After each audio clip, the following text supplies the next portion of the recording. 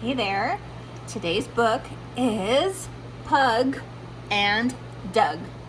Pug and Doug by Steve Breen.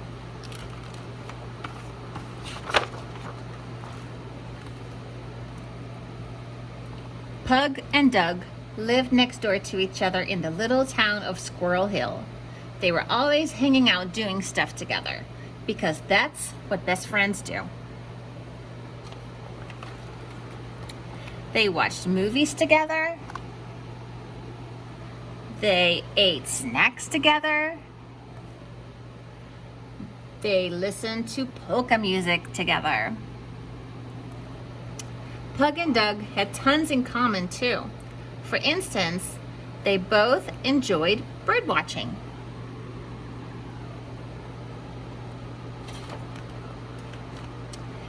And they were both afraid of vampires, mummies, Chinese crested shorttails. That's kind of a silly looking dog, huh? They were such good friends that Pug and Doug even had a secret paw shake.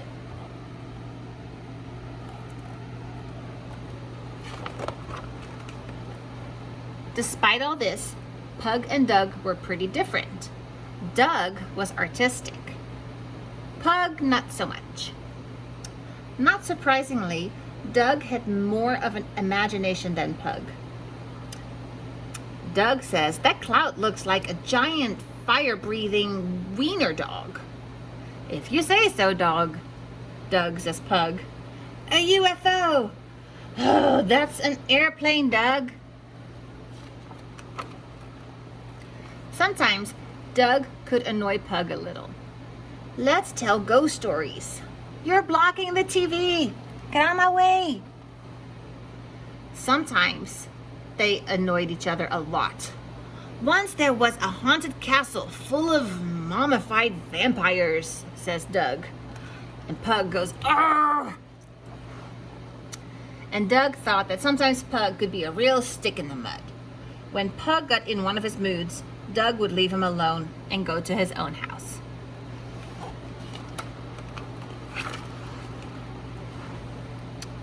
One day, Doug walked past Pug's trash can at the curb and noticed that inside was a picture of the two of them at last year's UFO convention.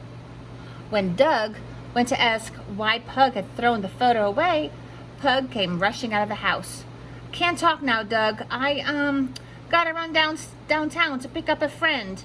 And Doug felt ignored. Poor Doug. That night, when Doug went over to see if Pug wanted to watch a movie, he heard that Pug already had company. "You're my buddy!" Nobody answered the door, so Doug peeked in the window. He happened to look down at Pug's open diary. "I'm really sick of old Doug," it read.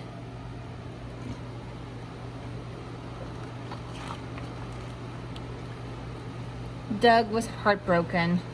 "Pug is tired of me," he said. Aw, poor Doug. The next day was Doug's birthday. Pug excitedly walked over to Doug's house to give his pal a gift, a pet parrot named Buddy. Nobody was home when Pug rang the bell. Then he noticed a note addressed to Pug, taped to the door. And it said, "Dear Pug, I know you are sick of me. I'm sorry we can't be friends anymore. Sincerely, Doug. P.S. I'd like my polka CD back, please." Pug was surprised. Why does Doug think I'm sick of him? I have to find him. Pug and Buddy searched the whole town for Doug, but couldn't find him anywhere.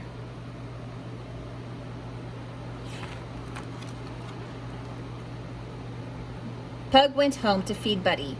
"Good gravy! My open diary was right by the window. Doug must have seen it. I bet this is why he thinks I'm sick of him." Pug meant to write, "I'm really sick of old donuts," but he got distracted by a squirrel outside and didn't finish the sentence. So that's why it says, I'm really sick of old Doug instead of donuts. Where could Doug be?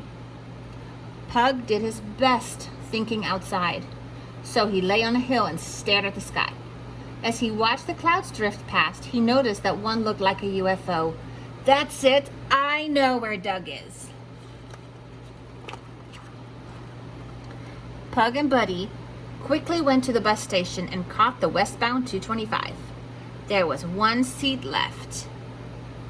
When the bus stopped at the convention center, Pug and Buddy hopped off and raced toward the building.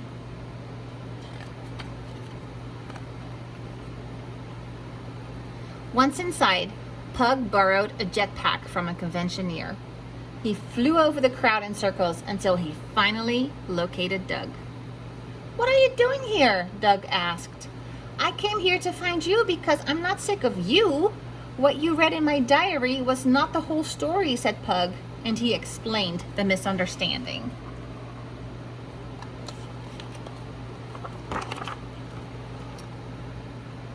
But you threw away the souvenir photo we took here last year, said Doug. What? I didn't mean to. I was cleaning out my den and I must have put it in the trash by mistake, said Pug. But then you ignored me to pick up a friend downtown. I was getting your birthday present. Doug, meet Buddy. Doug was a little embarrassed and petted Buddy on the head. Thanks, Pug. I'm sorry I let my imagination get away from me. No worries, amigo, replied Pug. The old pals then did their secret paw shake.